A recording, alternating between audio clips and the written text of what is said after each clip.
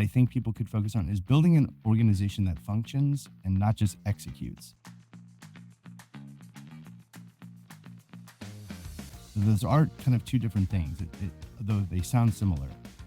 I can have a front end team that is great at pumping out front end code or building a new front end framework, and that's valuable. They're executing, but they have to work in concert with our backend team, our DBA team, with product to align things. Getting those things to work together, that's an organization that functions. And though it may seem like you might be slowing down one to get them to work, retain them, or in line with another one, that's actually what's really going to make your organization successful. If you can show that you have teams working together, reducing friction points, and actually building things as one unit, that shows you're being a good leader. You're setting a clear vision, and you're creating the most value you can out of that organization.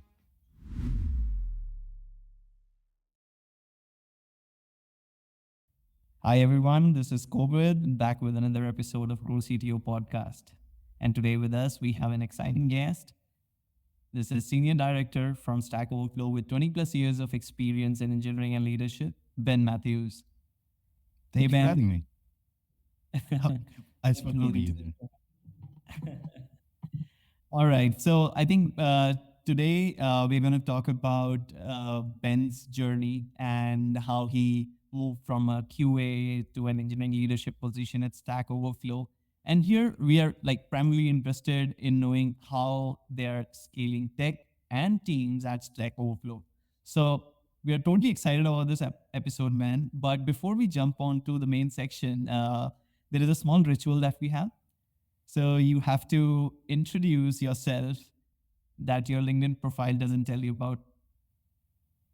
Okay. Well, that's not my LinkedIn profile. Well, so I am the Senior Director of Engineering at Stack Overflow for our community products, but something about myself is not, I love to snowboard. I'm a huge fan of calzones, and I'm a total movie nerd. Is that what you had in mind? Yeah, of course. I mean, I would love you to talk a little more, even if there is something that you want to share that tells about you in terms of who you are, maybe something from your childhood, from your teenage, anything of that sort that you think defines you, who you are today. Yeah. Yeah, that's a great question of really just getting into tech in general.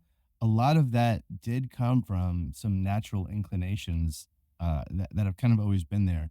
For the longest time, I didn't think I would really enjoy technology.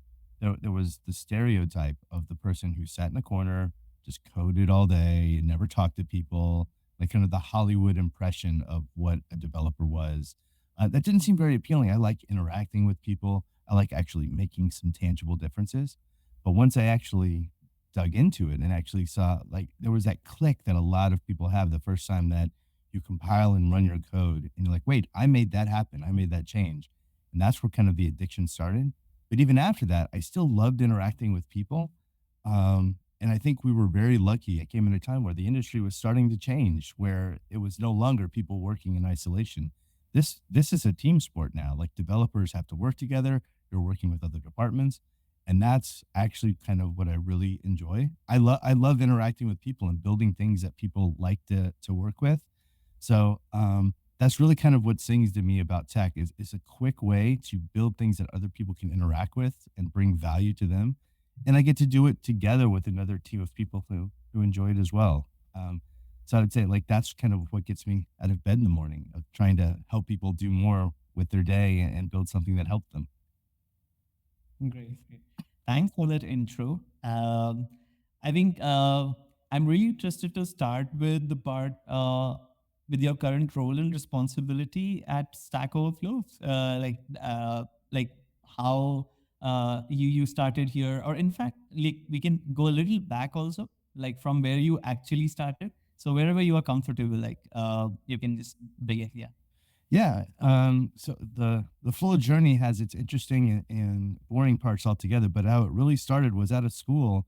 I still had that feeling of I didn't know if development was for me because of the perception I had. So, but I actually got my first job as a quality assurance engineer for a small startup. Now, the best part about working at a small company is that you're forced to wear multiple hats. That you don't just have one role. I was also doing tech support, and then I also looked at some of the code. I helped to do some small code reviews. And from there, I thought, like, I would love to take a shot at doing this development thing. Maybe I would like it more. And then I did. I kind of got that high of like I pushed this live and people are using it, and that's mine, and they're enjoying it, and that kind of became addictive to me, of where I really like being a developer. So I really leaned into that, and then enjoying that startup and having a great mentor there. That really kind of I set a foundation for how I view how I want to develop and the things I want to build, of really taking the point of view of how I'm creating value for the users. In my next role, I actually worked for a marketing agency doing digital marketing, and that took that up to 11 of the number of things I had to interact with and be prepared for. Like every week or well, every couple weeks, I had a new project, a new customer, a new problem to solve, and I had to use usually with code, sometimes not with code. We're solving these problems and creating value and getting that whole high level view of working on databases, kind of doing QA for other people, doing development, front end, back end. I got to see what I really like to do, but I also got an insight into how organizations work, how pieces of a company work together, pieces of a development team work together, and how that really creates value for users and customers. Which, in the end, that's what we're here to do: is to create value for people. So my next role after that is my first foray into leadership. I went to another digital agency leading a small development team, and it had its highs and lows. There was definitely a learning curve there. Um, there was that ache of not being able to develop, of enabling other people to develop. Yeah. And this Um, was yeah, and this was a startup, or this was an organization like a medium or large scale organization? this was a medium-sized organization, much more.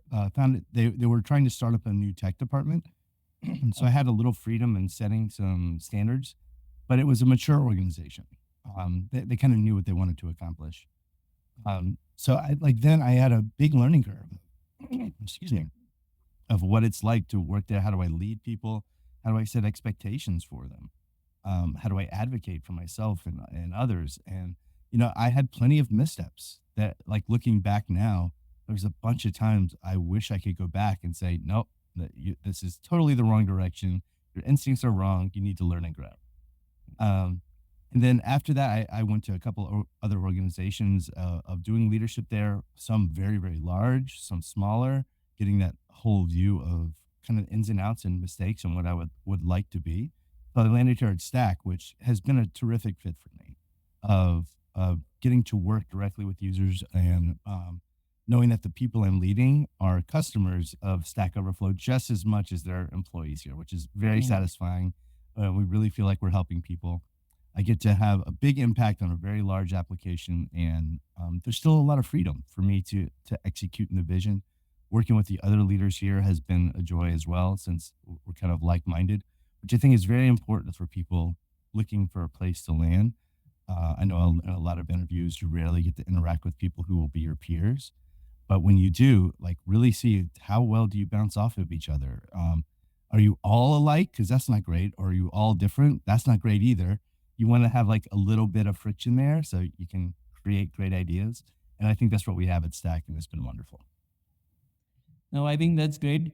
But one question here, like you were very passionate about when you told how you started your journey with a startup. You got an exposure from the business level to product teams to developers, and that really opened your mind.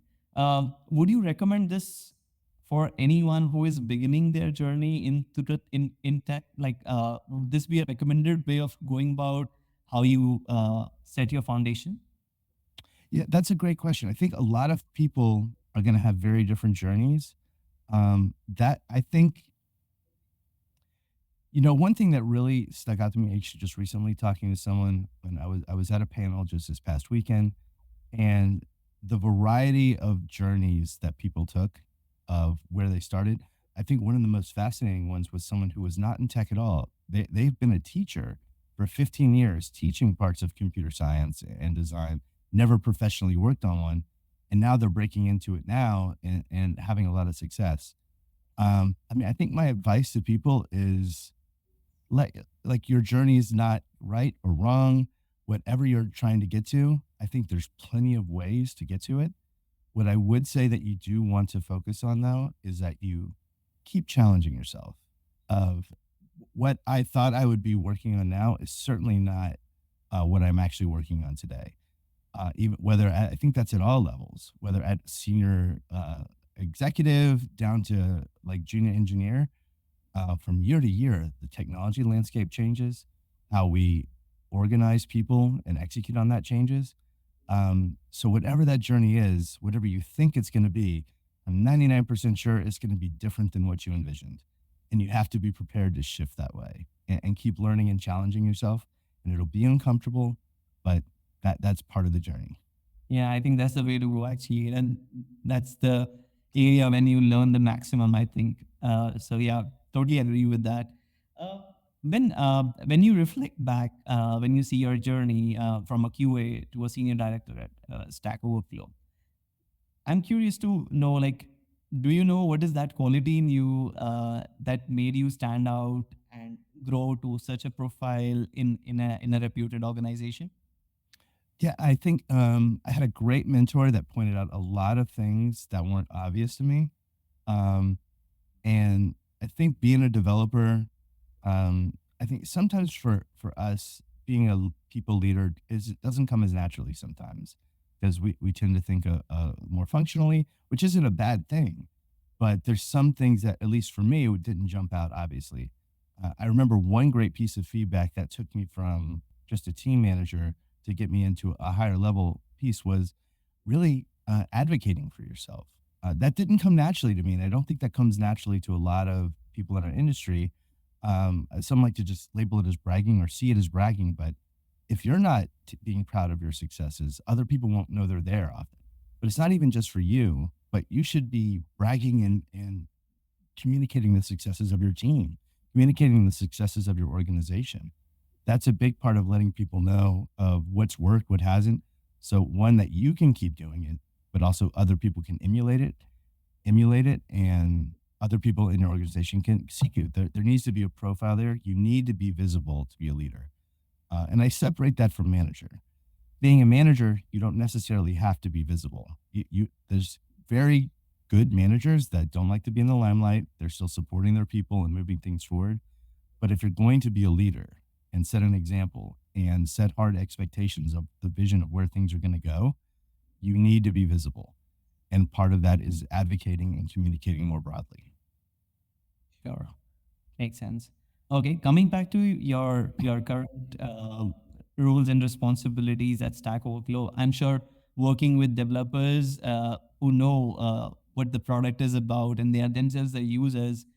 What is that one thing that you really abide by as a principle for leading your teams? How you're leading it differently at Stack Overflow, making things successful, scalable, robust? Yeah, and that's a great question because every organization is different. I've had to tackle this problem in different ways at different places. At Stack, I've been very fortunate that there's already a very talented group of people here that I've been able to expand on and keep growing. People tend to be very passionate about the project already, the project and products that we build. That's a great benefit to have as well. Not really trying to talk people into the vision of Stack Overflow. That they were users before they were customers, so that was great. But with that also comes like a different way of how do you leverage the most out of people given this hand. Um, and I know it's partially a cliche, but with that vision that's already there, with already talented people, kind of the steps of making sure you're setting clear expectations for your folks, setting that vision very loudly, broadly, and clearly to them, and then making sure they have all the resources they need to do that. Sometimes it's time, sometimes it's some money or equipment, and then lastly, kind of getting out of their way and removing other roadblocks. Those three steps are kind of the big parts that I think are a general rule of thumb, but given that a lot of other friction points were out of the way, I could really lean into that. A great example was I had a team that was trying to work on a brand new product that no, it didn't quite work out before, but we were going to give it another try. We were starting over and looking at some of the things that went well and what didn't. It was honestly just a clear lack of vision was their problem. They kept changing directions often. And I was talking to product of like, hey, what went wrong? And they had their own internal struggles. We had our struggles. And just aligning that, saying like, hey, this is going to be a little bit more broad. We're specifically trying to accomplish this. How do we do it? And from a bottom up approach, they set the goals, they set what they think the milestone should be. And that was so much more successful. Like that formula doesn't work everywhere, but it really thrives here at Stack. Of like, hey, what do you think? How is the best way to execute this? And we tweak it, we manage it, we keep it on the rails. But once they started moving into it, it actually launched and became very successful. So that's another way of like kind of reading your team, reading the other stakeholders, and leveraging their strengths. But what I feel is that it's great. Like this approach works at Stack, but usually what I've felt is that when you go with the bottom up approach, uh, there is an imbalance. Like developers are usually inclined towards taking care of the infra, managing the tech debt, and not The really intuitively prioritizing your customer needs and requirements, even though they relate to it at times. At least in case of Stack, I can say that. But still, there is a bias in the developer to make the code better before looking at the customer side of it. So, how do you take care of that? that's a great point. And just to be clear to other developers listening, I love that instinct if you have it. It's so valuable that you to want to leave code better than you found it. But to what your point, I think that goes back to setting those clear expectations again of, hey, like this is what we're going to accomplish. This is how we need to do it. If we can address tech debt along the way, you need to justify that. I give you the freedom to justify that. But in the end, I'm setting these goals. This is what has to happen by then, and I'm happy to support you in what we need to get there. Um, and then also sharing advice and learning where the minds are on some of those paths. Some people have experience in making these mistakes, like I have. I've tried to say, well, we could also do this, and then also do this, and then also do our goal, and then we've taken on too much, and we're trying to do too many things at once, and we can't execute. So you're right in that, just kind of not giving any clear direction or expectations, things can kind of go off the rails, and what they want to work on isn't always what we need to focus on. I think there's a balance there. But yeah, I mean, setting those expectations is a key part to those three steps. I would say arguably the most important part. They don't know which way they're supposed to be aiming for. They can't execute on it. Makes sense. Okay. Next thing that I want to know is in the last not actually a few years, it's just been a year or two when the AI wave has like taken over the industry, right? And everyone's rushing. I'm sure there was a huge impact on the user base. Well, maybe I'm wrong, but on the user base of Stack, because people go there to seek code libraries and like code which is there. Now, ChatGPT and tools like that are really helping developers do like automated code. How you have taken up with that, and what's your new strategy? I mean, of course, you can say everything here, but I would love to know like how it has been absorbed in the team now. Now, I think for the most part, we've kind of worn our strategy on our sleeve. Our CEO and chief product officer and our CTO have talked about this a bit. I mean, Stack is there to help educate and empower technologists of the world. This is a new tool that's part of the landscape now.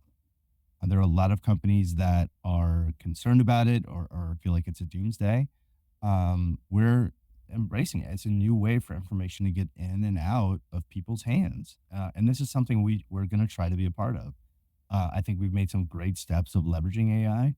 We're trying to build some partnerships with people to kind of get a hand on the wheel to make sure that like this is going in the right direction. But there's technical revolutions every couple years, and this is another one. Uh, and how Stack fits into it is we're still going to try to provide that value to folks, and AI is a new part of it. We're building new products that leverage AI. We actually have a couple that are hopefully going to be launching soon that try to improve the experience for users on the site leveraging AI. We're going to try to find new ways for people to interact with AIs to know that Stack Overflow is a part of what that experience is, and to kind of create a cycle there. Um, but it's changed how people work. But I think Stack Overflow is still a big part of that equation. Yeah. We are a big knowledge repository, like along with Reddit or news articles. Like all of these things need to be there to even power AI. That's sort of the cycle that has to go there. Without human beings, without a community generating content, AI is pretty powerless. But so there has to be a way for us to keep that feedback loop going. And we're excited that of all the opportunities to be a part of that and find new ways to keep educating people. Definitely. I think that's a very good point, actually. Like, without humans feeding that information, at least right now, AI is not at that state that it can generate things on its own. It's the community that would always be driving things at the end. So I also believe in that fact.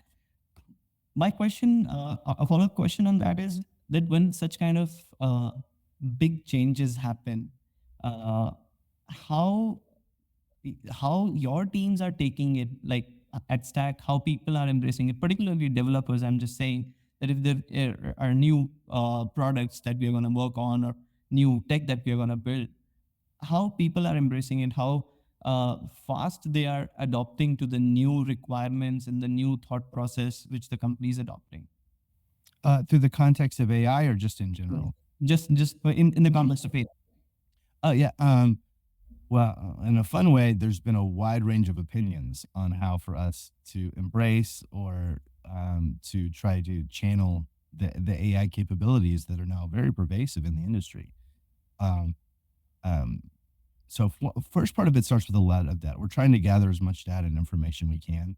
Again, we have a good user base, so we're able to interact with them and ask them questions. We're looking at behavior changes. And so from there, we try to make a data informed decision to our teams of like, hey, this is what we're seeing. So this is what we're going to try. I mean, the beauty of data is there's a bunch of ways to interpret it. And our developers are no different. They have some thoughts on the best ways to go about it. But I think this also goes to a general leadership technique is you're never going to get unanimous consent on an idea. If that's what your requirement is, you're never going to move forward. What you do have to get is people to at least agree that this is worth trying or like understand that I might be wrong and a lot of people feel like this is the best way, so we'll give it a shot. And that's something I've been proud of to be able to achieve at Stack. It's something that is very important for a leader of saying, hey, I know you don't agree, but I need you to row along with me on this. I understand your point. You've been heard, but this is the decision we're making. And a lot of people agree with the idea, some don't, but trying to get the enthusiasm. And I think also connecting the dots on those ideas with the larger picture. I think that's also something people miss a lot during these revolutions. Yeah. If you start out with like vision A and then something big happens and now you have vision B, you still have to connect the dots on like, hey, we're still trying to like provide value the same way. We're still the same company. And this new thing that you're doing, this dot still connects to what we want to do. There's still a path there. We're not like totally pivoting to blockchain or something like that. Yeah. It's not a huge change for us. So I think that also motivates people. Like we're still trying to build the same vision, the same power for the company. We're just doing it in a different way. And what you're Yeah. doing is still really creating value. I think that's a big part for leaders too to keep people motivated. Makes sense. When it comes to bringing developers on board and nurturing them, I think the biggest challenge that I have always heard from managers, particularly, is getting these new age junior developers and the fresh ones coming into the picture. Any thoughts? Any techniques that you have used to bring these people on board, nurture them well, and so that they can contribute and create that impact? Yeah, onboarding people is a huge thing that I try to give the other managers that work for me that are bringing on new team members. Um, I mean, a big part of it goes back to empowerment, but I think a lot of it is also the same challenges we've had. I think for decades of me even having my own computer science degree. In my first development job, there was a huge gap of what I learned in school versus what I'm doing day to day as an actual developer. As far as I can tell, that hasn't really changed that much. People coming from boot camps or not. Funny, we've had a really good experience of people that don't have formal degrees coming in who have just been coding their whole time. They tend to actually have an easier time working within a team. That's not to disparage any computer science degree; it's still very valuable. But it's just to highlight the gap between what you actually do and what they've been training. A great example is of what we try to get junior engineers to really focus on initially is like just doing code reviews. That is a huge part of what we do in modern development. It's a great way for you to understand the code base, understand how your team works, understand like kind of the ins and outs and where some of the scary parts of the code are, and even though that can be intimidating, the best thing I think you can do in a code review is just ask questions of like, hey, I see you're doing this. This doesn't make sense to me. Can you explain why? And half the time, even a senior engineer will read them and be like, you know what, that is kind of confusing. Why did we do it that way? And they'll even update their PR. I think that's one of the best tools to get a junior engineer up to speed. Is just like get them in the code and reviewing it. The other part of kind of the unsung hero of all of software development that never gets enough love is just documentation of having them go through some of the pieces of the product, commenting and documenting how things work. That one helps onboard other people, but two, that forces them to have an understanding of how parts of the code work. And then from there, at their own pace, here at Stack, we try to have people push code to production on day one. We find something small for them to do, work them through the whole build pipeline process so they can see how it works and like kind of get that scary part of the way. Like something you wrote is now in production on Stack Overflow in front of hundreds of millions of people. Congratulations. Let's just get that part out of the way. But then how they can actually understand the code and keep building things, take on new tickets, work with product size, refinement, all of that. We just ease them into that in their own pace, but keeping them exposed to that code through documentation and PRs really shortens the learning curve. Cool, makes sense. I think most of the things that I have seen working out for the developers, for the teams that are working well, the managers play a really really good role there. Like the team managers who are leading them play a very good role there.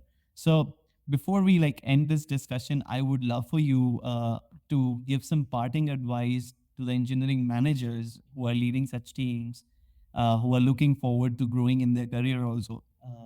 That would be helpful for them. Yeah. Yeah, I would say three big points that were big for me from that mentor. One I've already spoke on of advocating for yourself and for you, your team, and your people. That's a big part of getting visibility to try to grow, to show that you're being successful, and honestly, just helping your other peers be successful. It's a great way for people to see that you're good at what you do. Um, Another thing that I think people could focus on is building an organization that functions and not just executes. Those are kind of two different things, though they sound similar. I can have a front end team that is great at pumping out front end code or building a new front end framework, and that's valuable. They're executing, but they have to work in concert with our backend team or DBA team with product to align things. Getting those things to work together, that's an organization that functions. And though it may seem like you might be slowing down one to get them to work in tandem or in line with another one, that's actually what's really going to make your organization successful. If you can show that you have teams working together, reducing friction points, and actually building things as one unit, that shows you're being a good leader. You're setting a clear vision, and you're creating the most value you can out of that organization. Um, and last, I would say is really identifying friction points or slowdowns in your organization, owning them, and setting a plan on how to tackle them. I had a natural inclination as I was moving up to hide my weaknesses, of like to hide what was not going well in my organization. Um, and because of that, I wasn't able to get feedback from my fellow leaders, from my manager, or help. Um, but I would say if you have a problem that you're tackling, own it and be say like, hey, this is what's going on. This is a problem I'm having. Here's how I'm going to address it, and welcome any thoughts. But that's another success story to share that you can tackle problems and things that are going wrong and also advocate for those. Show that you can address problems and keep improving and making things better. Those three things I think have really helped me move forward in my career. Of kind of that mindset has made my organizations better, made my people better, and let people know that I'm there to try to create the most value I can in the organization. Makes sense. Thank you, Ben. Thank you so much for such a great session and such great advice. For today, in the interest of time, we'll have to stop here, but we would love to know more of your stories and experiences. maybe on another episode. It was great to have you today. Yeah. Thank you, Kovid. It's great to be here.